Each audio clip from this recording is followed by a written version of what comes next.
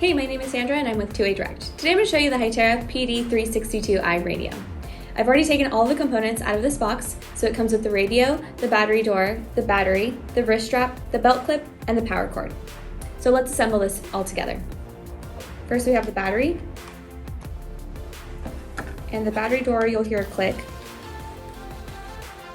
and the belt clip will also click into place. The lanyard easily attaches here next to the antenna. You'll see a hole.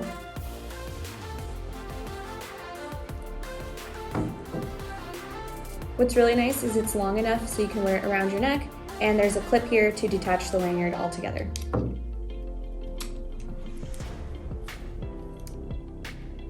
Like this. For the power cord, there's actually a port on the side. You just lift up the tab, and then you can insert the power cord and plug it in. To get this radio and all of its accessories, visit our website at 2adirect.com or give us a call at 888-742-5893. Thanks, guys. Don't forget to like and subscribe.